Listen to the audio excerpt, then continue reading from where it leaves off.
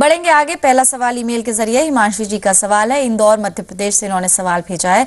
इन्होंने जैसे बताया है इनकी उम्र करीब 50 साल और आय इन्होंने बताई है 50,000 रुपए प्रति माह। एनपीएस में तो इनका रेगुलर इन्वेस्टमेंट हो ही रहा है, 6,000 रुपए करती है उसमें डिडक्शन। लेकिन इसके अलावा एक पेंशन पॉलिसी इन्होंने ली हुई है। पेंशन पॉलिसी का नाम जैसे इन्होंने लिखा है assure golden years, Tata AI की पॉलिसी है। बीनू आपसे जानना चाह रही हैं, इसका प्रीमियम लगभग ये करीब 40,000 के आसपास ही पे कर रही हैं। पॉलिसी कैसी है और इसके अलावा कोई और भी तरीके हो सकते हैं रिटायरमेंट के लिए अगर रकम जमा करनी हो, क्योंकि इनकी एज यहाँ पर काफी इंपॉर्टेंट रहेगी। 50 ईयर्स इनकी एज है, यानी रिटायरमेंट में लगभग 10 साल का समय इनके पास रह गया है। आपकी राय? हिमांशी, रिटायरमेंट कॉर्पस बिल्ड करने के लिए आपने जो एनपीएस में इन्वेस्ट किया है वो अच्छा और सस्ता विकल्प है, लेकिन इसमें एक बात का ध्यान रखिए कि पार्शियल विड्रॉल जो है वो पॉसिबल नहीं है। और 60 साल की एज के बाद आपको 40% जो है वो पीएफआरडीए द्वारा अप्रूव्ड किसी इंश्योरेंस एजेंसी से आपको एन्युटी में लेनी ही पड़ेगी।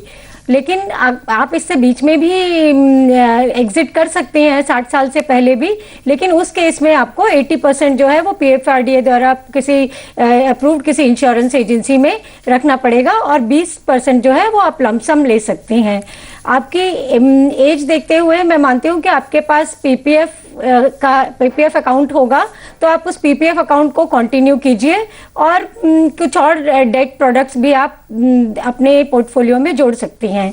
जैसा कि आपने ये पूछा है कि टाटा एआईए का ये शेयर प्लान कैसा है, ये मैं आपको बता दूं, ये एक ट्रेडिशनल प्लान है जिसमें कि रिटर्न्स बहुत ज़्यादा नहीं रहते हैं, लेकिन हमें ज़्यादा जानकारी नहीं है कि आपने कब लिया, इसका ड्यूरेशन क्या है और सम एश्योर्ड क्या है, तो इस पे हम रिव्यू नहीं कर पाए हैं। लेकिन आप इसका रिव्यू ज़रूर करवा लीजिए अपना सम एश्योर्ड, मैच्योरिटी वैल्यू और इंश्योरेंस पेएबल देख के। और अगर रिटर्न आपको सरेंडर करते समय 8% से ज्यादा मिल रहा है या 8% भी मिल रहा है तो ही इसको कंटिन्यू कीजिए। अगर रिटर्न इससे कम है तो हम आपको इसको सरेंडर करने की सलाह देंगे। जी, साथ ही बीनू आपसे जानना चाहेंगे इससे पहले कि अगले सवाल की तरफ बढ़े, एक बहुत ही इंपॉर्टेंट एस्पेक्ट एक इंश्योरेंस पॉलिसी का ये रहेगा कि अब क्योंकि पॉलिसी यानी कि इंश्योरेंस सेक्टर में काफी बदलाव हो गए हैं। 2014 में साल की शुरुआत होते ही कई सारी पॉलिसीज रिवाइज हुई हैं। ऐसे में जो पहले से चली आ रही है पॉलिसीज, उनमें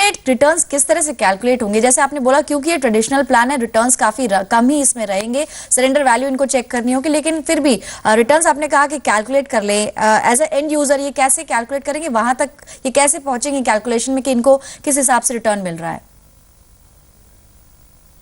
हाँ, ये उनको अपनी उस एक्सपेक्टेड मेच्योरिटी की जो इनकी डेट होगी और सरेंडर वैल्यू होगा और फ्यूचर प्रीमियम्स जो भी पेएबल होंगे उसके आधार पर ये अपना आईआरआर कैलकुलेट कर सकते हैं। नई पॉलिसीज आ रही हैं लेकिन उसका जो प्रोसीजर है वो यही रहेगा। तो चलिए, आप थोड़ी बारीकियों से और इसको गौर कर सकते हैं और साथ ही अगर और डिटेल्स हिमांशी आपने हमारे साथ शेयर की होती तो और बेहतर होता है एक्सपर्ट की तरफ से आपको राय देना। अगली कॉलर हमारे साथ फोन